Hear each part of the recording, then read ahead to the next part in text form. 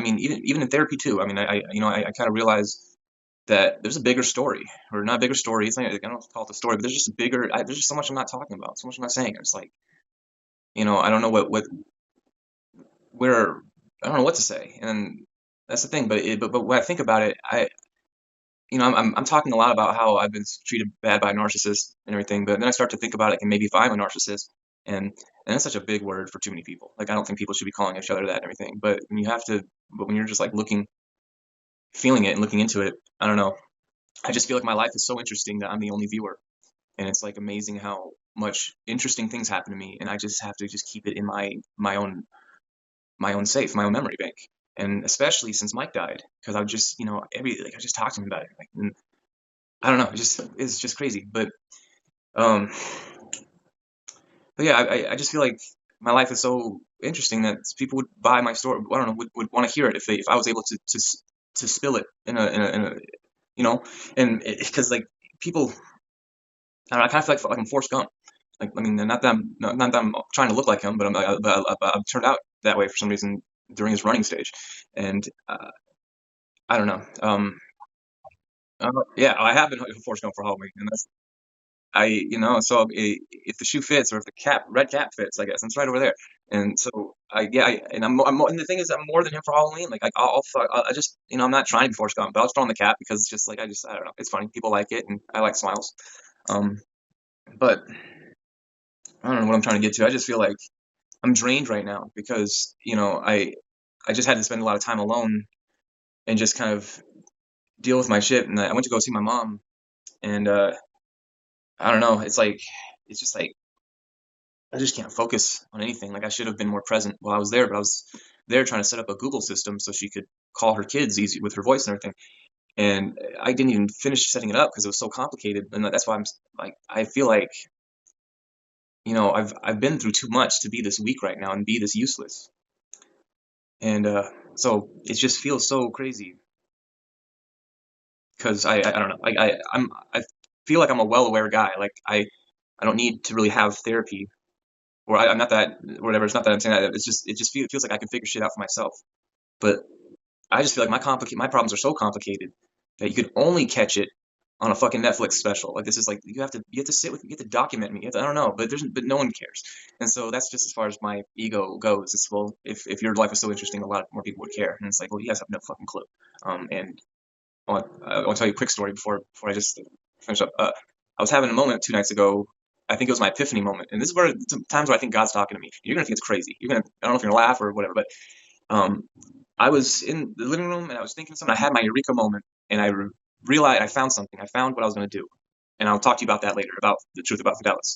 Um, but I got up and I was just talking to myself, and I was just and just kind of pacing a little bit, and I was wearing yellow Crocs for some reason, but there was a battery on the ground, like a AAA, and I stepped on it, and it just kind of went flinging, and then hit the wall, came back out, ricocheted, and spinning for about like 15, 30 seconds. It's just like with a complete perfect circle motion, and I'm just like looking at it. And but at that time, I already realized, like, this shit only happens to me, so whatever, fuck off. And because no one else is here to see it. And then I am still with that moment, but it's the eureka moment. I feel like it's God, and I walk into my kitchen, and I'm gonna roll a cigarette and step outside, and I go to the window back there, and I look outside, and there's a park back there. And this is where it gets weird. Is I look out, and there's a dude having sex with a woman on the picnic table, and I trip. I start laughing, like, this is crazy. I mean, I wasn't. I mean, I was shocked. I think so too. And so, I mean, so I'm not hating on anybody for doing it. I just thought it was just like, what are the odds? I'm just going through like a psychological thing, and then this is like right in front of me. And so I'm like, so I don't know. I think I tried to film it. I tried to catch them, and I think they caught me looking at them because I squeaked my door open to go because they're right there and after midnight. And so I don't know. It was so fun, but not to be, no pun intended, no anticlimactic or anything. But it's like they it was just the craziest thing, and it's like only this stuff happens to me, and who do I tell? And because this is it's interesting, it's juicy, it's things you want to share with people, and so I don't know, it's just things like that, and what was my point to it? It just feels like, maybe everything's gonna be okay. That's not what that I got from that, but I just felt like, um not relief, but I don't know, just after that, I just kind of felt better because I feel like I've just discovered what the situation is. And so I started talking and I started figuring it out by myself. And that's where I think I need, I just need to be, I don't know. I don't know. That's why I'm in therapy. I just need to talk about how it started and where it got to, because the confusion, because I'm feeling better about unconfusing the scenario, because when I'm unconfusing it, then it's just like, at least if I'm embarrassed, then whatever, she's embarrassed too for lying. So, and that's why, I don't know. So I am feeling better with this, and I realize that I can change, um, I don't know how to explain it. Just whatever. I'm just going to re-evaluating how I'm approaching the delivery of my information, and I just think I found a better idea, and whatever. Like, the thing is, I was thinking about how I sounded, and the thing is, I had to just just figure it out, and I think what's going to help me figure it out is talking about it all the way through, because I had the moment of realizing that she is using everybody around her, and from the lady who tried to that tried to take back the car premature, to the police that she tried to fucking send out, or just whatever, like, and then even me, right after Michael died, she just needed somebody to fill in these spots for her.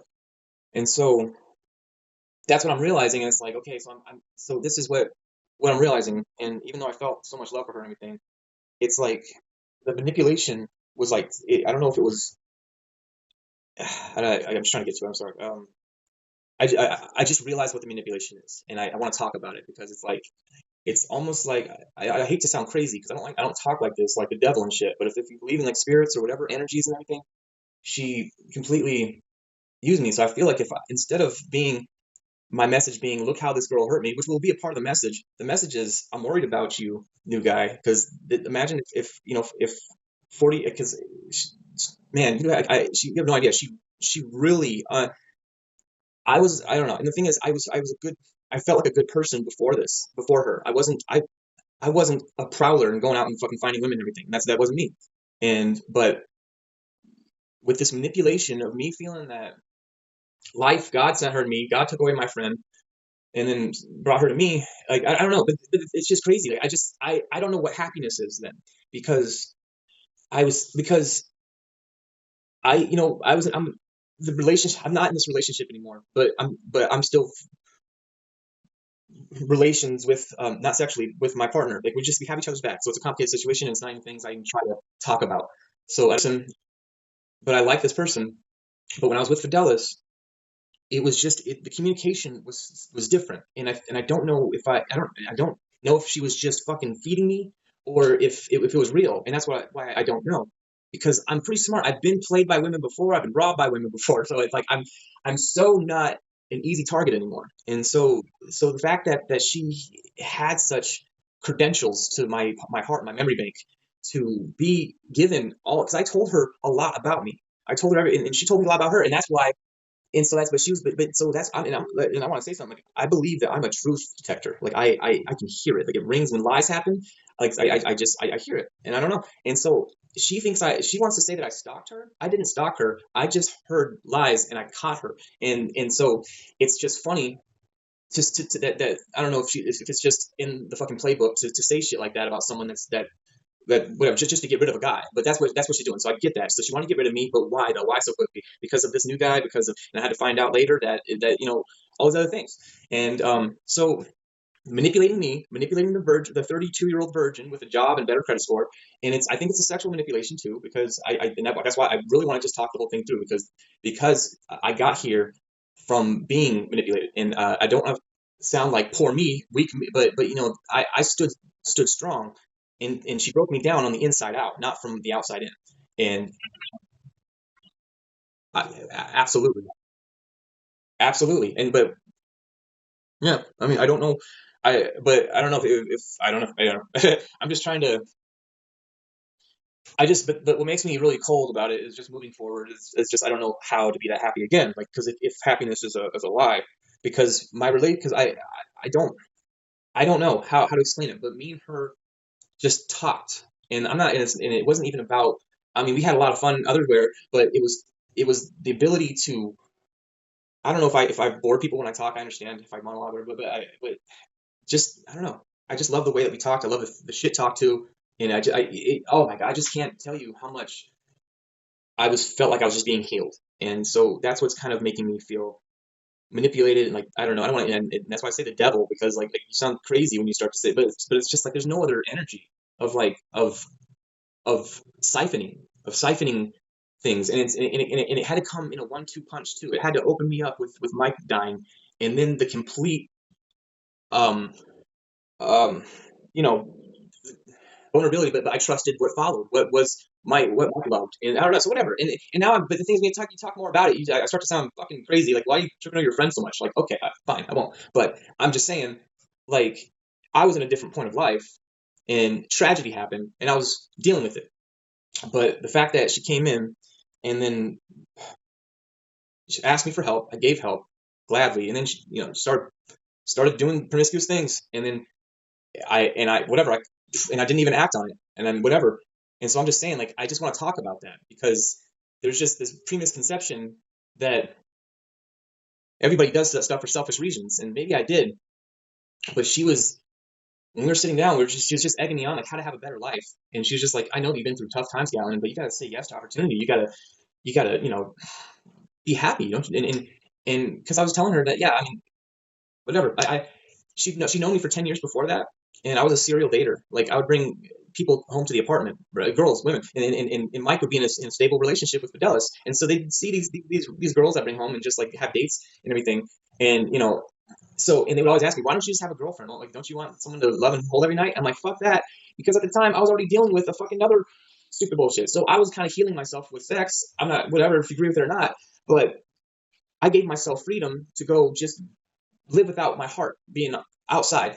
And they would wonder, like, why aren't you? Doesn't that like? Don't you just want to be with somebody? And they made this thing called the couple Olympics. They said if you had a girlfriend, you can compete in the couple Olympics with us. That was Fidelis' idea. And I'm like, I don't need to fucking compete against you guys. You guys have a stupid life and whatever. And so I would also break down the truth. It's just like I don't love anybody, you guys. I don't love anybody. Just but you guys are. I hope you guys have a great and whatever. And so 10 years like that. That was the thing. And I would hear them having sex in the next room, whatever the fuck. So I'd already. So what I'm trying to say is like there's a lot of psychological weird sentimentals happening because I heard her having sex before I ever had sex with her, and it's like I don't know what the fuck that means, but but now I know what all those sounds mean, like because and so um, but I don't know.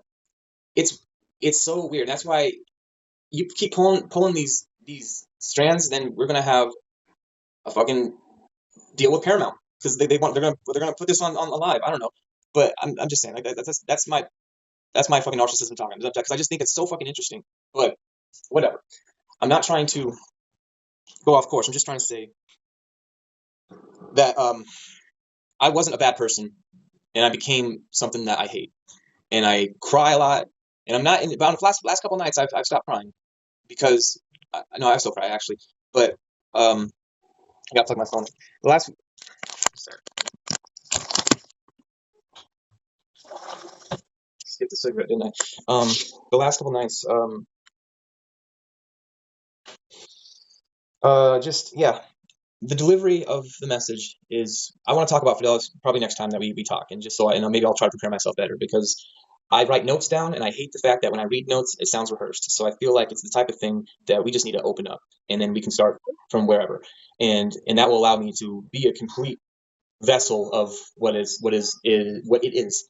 Um, but my idea is to instead of playing the clip of her talking about him is just it's already in the air of me talking about it in a lot of fashions, and so I'm just it's not actually it's not even, I don't know if it's in the air, but it's in these whatever. So if he hit, so it's basically going to be a message just saying like if you think after 48 days she had sex with me and then she falls in love with me, and then you come in, lose your virginity to her. I know you're in love with her now because you just fucking night. It's because we're approaching, and I'm gonna say some things like we're approaching the. Oh, my phone's gonna die. I gotta plug it in here. Um, but I was gonna say that we'll tell him, um,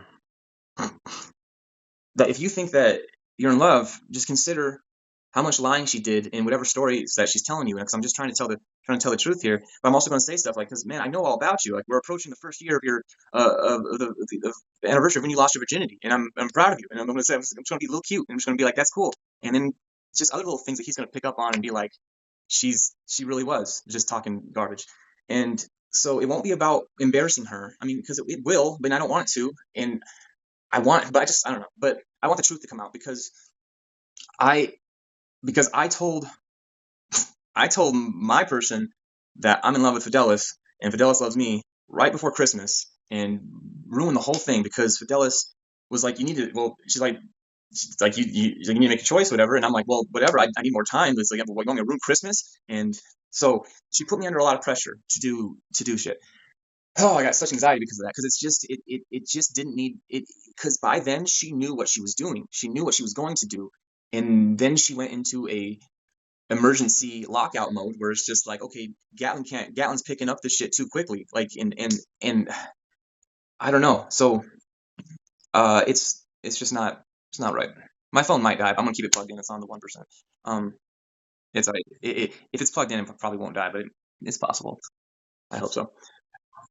Yeah, but I don't know if you have any questions. So I said, 'cause actually can't remember what I was talking about, um, uh, but yeah, I just felt better knowing that I'm gonna at least have a better message than being a spiteful content provider. It's because I don't know, uh, like Mike, I don't know. I don't know who to talk to about any of this, and like because it's a whole other thing that I haven't explored in my head a whole lot. But it's like because I don't have anyone to bounce it back off of. But Mike, I don't know, and I don't want to talk about how Mike died, but he died stances, and I guess you can use your imagination. But um, it's just crazy, and so sometimes like I don't know, I don't want my brain to go to a place where like if she benefited off of him. Like I don't want my heart to grow hate where hate doesn't need to grow. But it's just peculiar how a person could be that. And or so I'm trying to find an explanation to why she would be uh why she would do that. And and so I come up with a couple theories, but then it just makes me wonder like how long and like how bad does it get? But I don't know. It's like I don't want to investigate that hard if there is, but the spinning battery on the ground and me walking outside and then I thinking about Michael at the time, it's almost like I don't know, I'm not sure if I'm being talked to. If like because the day before I was supposed to it's crazy. It's because the day before I was supposed to go meet Fidelis at the Mexican restaurant and talk to her about our friendship. The night before I was looking at the sky and I saw a shooting star and I was thinking about Michael and I saw a shooting star and so I'm like, oh, that's crazy. I'll tell Fidelis about that tomorrow. And then the next day, she kind of uh, just kind of showed her true colors. But it's like it's weird. And then I saw another shooting star later on, thinking about Michael Leader too. So it's just weird. Like, but I don't remember the scenario for that right now. But but what's weird is it's like I go to that parking lot where I'm going to meet her, and I park kind of where you can see me, where we were as into the restaurant, and something told me, no, don't park it right here. Go park it farther away. And I did, and I parked it farther away. And then I was like 30 minutes early or whatever. I was waiting, and then they arrived, and then they ambushed me. And which was other something else that told me is to keep your phone recording in your pocket. So I had audio of how we interacted, and it's I don't know if that's the signs of the universe helping me, but how it played out from that moment on was just kind of crazy because it kind of gave me my vindication or validation for how easy they just want this to spin out of control for me. So they had a woman try to get in my face and try to entice me or intimidate me and provoke me, which I didn't do. I didn't. And then she chased me around a building because their plan was to, I think, get behind the car so I couldn't leave and let the police come. They were just going to trap me. And fine, the police is a civil issue. The police would have let me go. But it's the type of bullshit that they had to do to go there. So the magic moment was whenever she was chasing me around the building. She was chasing me around the building. I lost her. My phone's still recording the audio. 2 minutes later, I approach my vehicle. I run to my vehicle. She sees me and she almost catches me off. But I get in, I pull out, and I get in the parking lot and I stop. And my dash cam starts running, and it's pointing at me, it's pointing at her, it's pointing at the rear, and she's just trying to break in and everything, which is just glorious because that's because um that's how Fidelis or the lady, or you're asking why did they try to take back the vehicle? Or I'm sorry.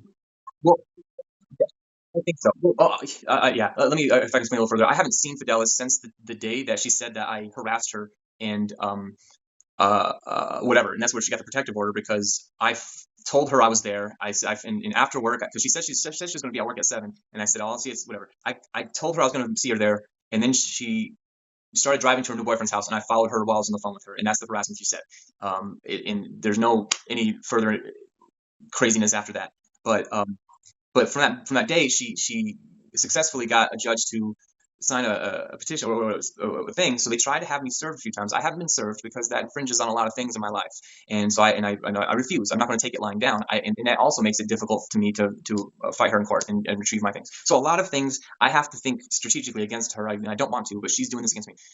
And so I haven't talked to her from that day. It's been about 5 months. It was in February when that happened. It was a week after Valentine's Day, and she I can't. I'm sorry, but she hasn't. So she used that to kind of break us apart. That she used that moment to say you're crazy, whatever the fuck. But this is. But she used that just to kind of make people so she can have a good reason. She made me mad, so she can be mad at me being mad. And it took me a long time to figure it out because she had me feeling guilty. Like, oh man, was I too aggressive? Was I? And I just like had to think about it. Like, no, like yeah, I had to start learning to fucking forgive myself because I wasn't doing anything. I never crossed lines. I never did anything. So but it's so easy to look at somebody and think that because when I tried to speak out about this before, that's the fucking feedback I got. So it's like, okay, I cannot.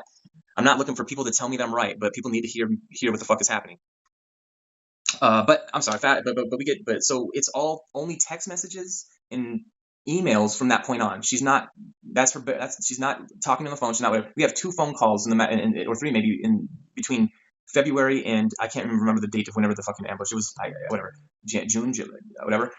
Um, so days before that, me and her are texting, and it's still kind of like she understands. She knows that I'm unhappy and I want to talk and I want to get to answer, and she just keeps on saying, but you don't like what my answers are, and I'm like, well, whatever. It's just a discussion that I feel needs to be not on text message and more like eye to eye, considering we've had a long history. So I thought I don't know if I felt entitled. I'm not trying to force anybody to see me, but she kept on telling me, no, stick around, no, stick around, no, don't go. Like, and I kept on saying, do you want me out of your life or not? And she's like, no, I don't want you out of my life. And I'm like, well, you're holding me by a thread. And she's like, well, you just need to let go of the other threads, whatever. Fuck, I don't know.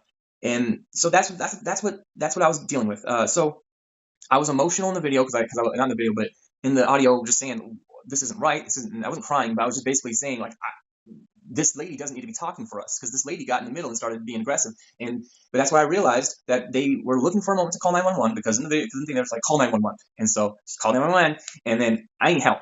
And then, so I walked away, and then she's like started following, like you're not going anywhere. They wanted to know where the fucking Rav was, the Rav 4. And so I ran around the building. She lost me. I got in the car. I pulled out, and then she's banging on the thing. She's trying to rip things off and everything. And I just drive away. And yeah, it is crazy. But thank God I got that because other than that, the police came to my house and still fucking want to talk to me. And I even sent that to the police, and they were like, "Oh well, we're not gonna press charges on this lady until you let that protective order get served." And I'm like, I'm not gonna fucking roll down for that. And so the police won't help me. And I talked to lawyers. Lawyers said it's common. Police aren't going to help you, especially if that. So you have to let. They would only investigate if that would whatever. So I get it. Policy. So I don't know. Where am I going with this? But the video, it's just 4 million views. No, excuse me, 1 million views in 4 days, and it was on TikTok. It got taken down. All my TikToks got taken down, probably for this purpose, for this reason. But I'm not actually not sure. There's could be a lot of things. But the TikTok is gone, but the video has been stolen and it's kind of circulating a little bit. I've been trying to get a lot of them taken down. But yeah, I drive away and she falls and Like a Stone starts playing on the radio, and that's what has everyone fucking hot, and everyone loves the video because she got her karma, and everyone thinks that's Fidelis too. So it's like shit. This is kind of went astray from there. So I'm redoing everything, and that's the other thing too. Whenever I'm presenting this, the it's just called The Truth About Fidelis, and I'm not really saying anything else in there. Like she's identifiable by her own voice and her own whatever. So I'm not saying this is what she did to me. I'm just saying this is the truth and letting it be. I have my own whatever. I don't know. It's just perfect because at least it doesn't make me look like a fucking angry obsessive. This is just I fucking my life is I don't know. I'm not really sure though. I have confidence in this sometimes, and I'm just like you got this, and then sometimes I don't want to misfire, and so the message is everything, and delivery is too. So it's I don't know. I just want to make sure that I'm not being stupid, but that's why I'm here.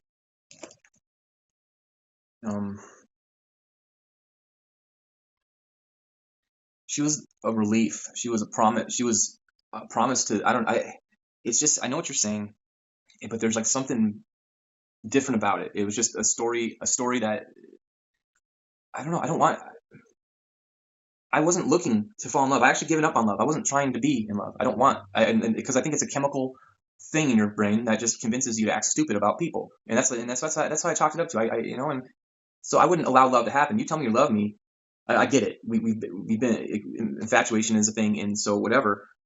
But man, I love Mike, and I love the fact that I got to talk about an old friend with an old friend, and it wasn't even that. It was like we started discovering. I don't know. Maybe she was fucking lying to me, but we started discovering that we had a lot more in common. And she was bringing shit out of me. I was about to learn how to do the Dougie and shit, and like whatever. Like I was just gonna do fucking. I was ready. I was about to change, and that's what hurts. Is you're about to tell me that I need to find out what makes me happy. This is something I've been searching for, and I have guitar and that and whatever. And then but what made me happy before was serial dating and fucking just meeting people and just living a fucking life of not caring. And but I have obligations now, not exactly children or anything or marriage, but I don't want to. I don't know.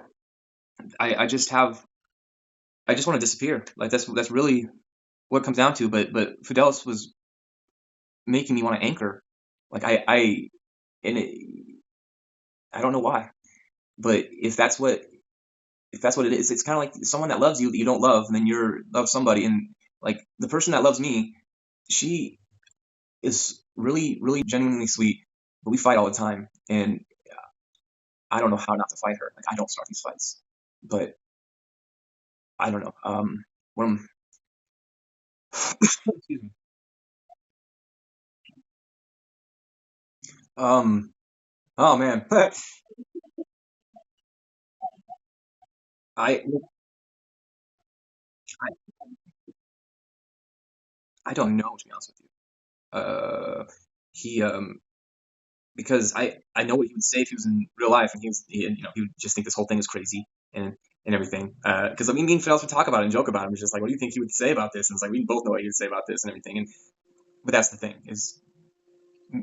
is I don't know how to talk about Michael with anybody else, and so whatever. It's just another friend that just kind of gets forgotten, and that's why it's crazy. Because I wasn't really I had a falling out with a friend that died, so I was already out of the circle before I could be in there. I had a friend that just fucking died of pneumonia, and I can't even find can't I don't know I can't even find his grave, and I don't know. It's just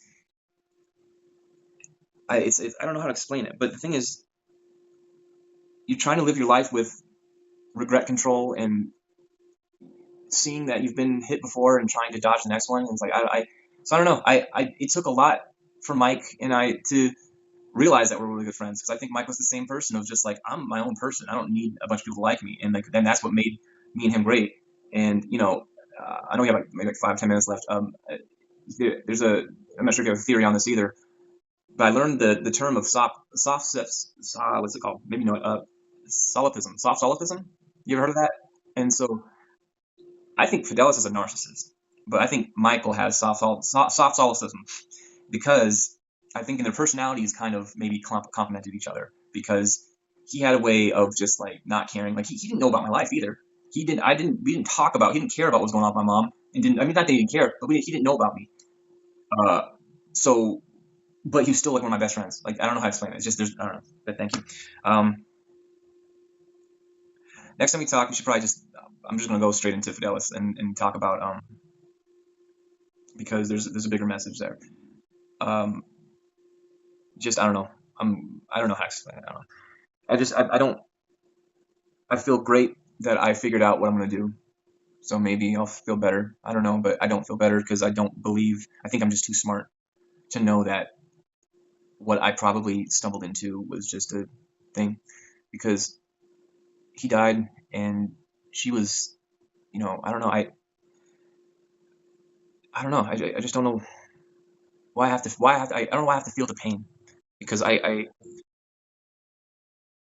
it's just particularly lonely of being of this rejection. This isn't I just can't explain it. This isn't just like schoolyard stuff, which kind of feels like I feel like I got treated like a schoolyard breakup right before prom, and but it's like um, so I feel like it's the Truman Show because like, these people are in my life, and it's like I was around her all this time, So it's just like I just keep on getting ripped out from people I care about, and that's what. So great. I don't know. I just keep coming to coming to the point of realizing that I don't think I'm good enough. I don't need you to tell me I'm good enough. But just I don't know. There's a darker spot that is driving me crazy, and I'm not trying to dig there because we don't have time. But I do. I have a phone full of notes, and but honestly, every time I go back to look at them, it's just pieces of scrap. And and that's why I say like, I hate rehearsing. Like I hate talking about the script. I would love engaging conversation or engaging just I don't know. And what's weird about people is they love to spill their guts to me. Like I noticed the thing about people is I probably get about 5 to 15 words for every 100 that people offer me. And so people talk to me, and so this is new for me. Me just not even letting you talk sometimes. I'm just going to fucking talk. But usually people just fucking spill their life stories to me and talk to me. And so I just realized like I don't know. I just don't think that anybody cares. And that's not why I brought that up. I can't remember why I brought that up. I have such the worst short term memory right now. But I don't know. I need to find someone that cares to talk about what I want to talk about because that's the only way. And whatever I got on YouTube to try to find people, but nobody. Whenever I started talking, people started sending me letters about why they're angry, and it's like crazy because like yeah, and it's like I thought that you guys wanted to talk about what's going on with me, but I think that's just their default way of being trying to be therapeutic is sharing their experiences, and which I kind of find. Yeah, it's not the best way to help people is to share your experiences. I think you know that too, because people just need to be heard and instead of related to, I guess sometimes. And so I don't know. I'm just doing this thing. And but I hope to maybe we can probably be done with therapy maybe in the next few sessions or so because I just I don't know. I don't want to be too optimistic because I let myself down too much. And like that's the other thing I'd just like to talk about just the shit that just keeps falling apart that shouldn't have fallen apart like just sandcastles in front of me. And so I'm afraid. I'm just afraid. And so, am I special? Am I? Does God love me too much that I'm a prophet and I have to suffer? Like I don't know, narcissism. Like I'm not. That's what I'm saying. I have to find an explanation to this because my brain. I don't want to. I'm not crazy. And but when you say it like that, you sound crazy. And so I don't know. So I have to. I'm trying to understand. Just so I'm going through something.